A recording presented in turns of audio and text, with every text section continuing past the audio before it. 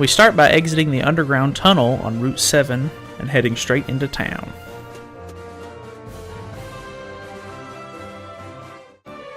The first thing to do when you get into town is head into the Pokemon Center, and there's a person on the far right who will actually trade you a Sandshrew for an Alolan Sandshrew.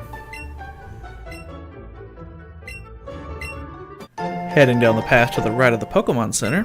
To the right is a nugget on the ground, and to the left is the entrance to the Celedon condominiums.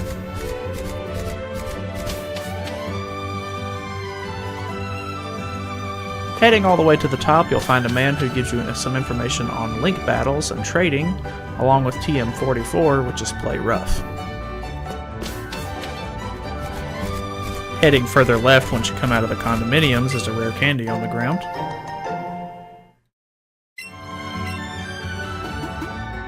Moving past the Pokemon Center in front of the condominiums, you'll find Brock, who will give you pewter crunchies and also a coveted tea, which you'll use later.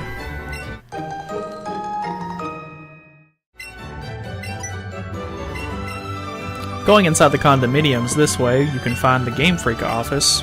No notable items, but it's just a cool little Easter egg. Heading all the way up, you can find 3 health candies on the roof.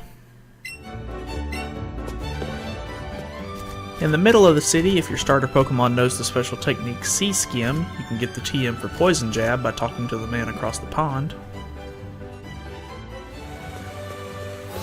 Entering the department store at the top left of town, we have multiple floors to explore, the first of which being a lobby, and the second floor having TMs to buy and a Pokemart selection.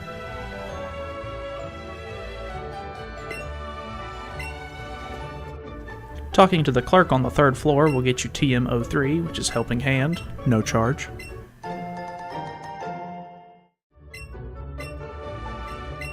The fourth floor has one salesman who sells you different sorts of evolution stones. The fifth floor is the Accessory Market, where you can get different clothing items for your starter Pokemon, ranging from hats to bows to glasses and more. Going up to the roof, you get a little scene with your starter Pokemon, and if you buy one of each drink and give them to the thirsty little girl, you get 3 TMs, Light Screen, Reflect, and Protect. Moving to the far left of town, you find a Snorlax blocking your path. We'll get back to that later. And towards the bottom of the town, you can cut a tree, which leads to the gym. Inside Erica's gym, there's 7 different trainers, and Erica herself at the end, so probably going to need a fire or a flying type for this. Once you beat Erica, you get your hands on the Rainbow Badge, allowing Pokemon up to level 50 to listen to you. She'll also give you TM53, which is Mega Drain. After defeating the Celedon City gym, we head over to the game corner to take on Team Rocket's Hideout. If you haven't already done what needs to be done in Lavender Town, we'll take a quick detour to show you that. Once in Lavender Town, we head over to the Pokemon Tower. Speaking with this woman on the first floor gets you the formal set. Heading to the second floor, you start your 5th encounter with your rival. Defeating the trainer coach gets you 5 starter candies. Heading up the next set of stairs shows you a cutscene with a Cubone and a ghost, which is all you need for the tower, so you can leave after this. In case you were curious, touching a ghost sends you back to the first floor. Walking out of the tower back into Lavender Town, we see the Cubone conversing with Jesse and James from Team Rocket, and they say how they need to go back to the Rocket Hideout. Back from the detour, walking into the game corner, we see Jesse and James talking about the button behind the poster. After defeating the Team Rocket grunt, you can push the button behind the poster, revealing the entrance to the secret hideout. Heading down the stairs to the first floor, you'll find 2 Team Rocket grunts and a secret undercover spy. If you talk to her, she'll give you the Team Rocket set for you and your starter Pokemon. Underneath the leftmost grunt, you'll find 3 Mighty Candies in a Pokeball. Heading down the stairs, you find a single grunt, and in the maze of conveyor belts, you can find a nugget to the north, TM05, which is rest near the center, an awakening to the western side, and a PP up in the southwest corner. Basement floor 3 has 2 grunts and another conveyor belt maze. Just past the first grunt is the TM for Dark Pulse. Near the stairs, head west to get a revive, and hidden in the maze is an X speed and a rare candy. Down the stairs to floor 4 is a PP up and a hyper potion. Going up to fight the grunt for the lift key results in him throwing it out of your reach. Moving the computer chair to the vent lets you place your starter Pokemon in the upper part of the room for them to retrieve the key for you. Going back up a floor, making our way through the conveyor belt maze, we head over to the elevator to head back down to floor 4 again. Here we fight Jesse and James, and also Archer, an admin for Team Rocket.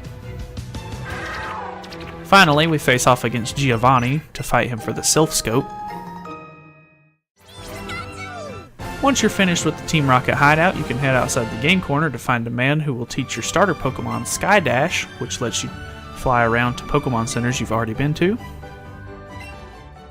Using Sky Dash, we can fly over to Lavender Town to use our new Sylph Scope at the Pokemon Tower.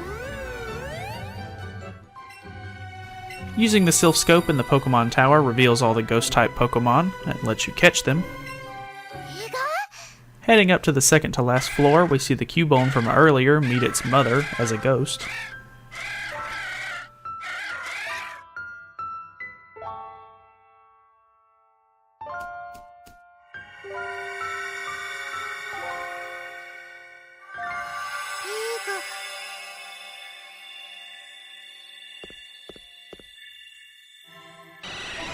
Next thing we see is a rare candy and a set of stairs heading up to the top floor.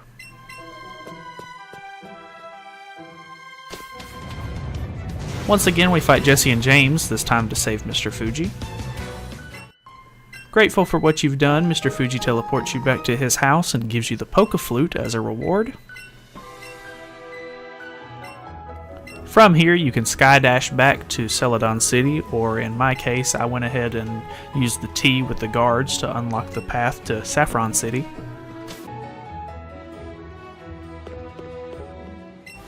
Once back in Celedon City, you can head back all the way to the far left and use the Poke-Flute to awaken the Snorlax. You then have to battle the Snorlax for a chance to capture it. After the battle, it immediately goes into the capture phase, letting you catch the Snorlax, and thus concludes the end of my Celedon City guide. Thanks for watching, everybody, and hopefully you enjoyed. If you didn't get to see my last one, or you think you might have missed something in the last city, since I'm doing these in chronological order, click on the screen, and I'll see you guys in the next one.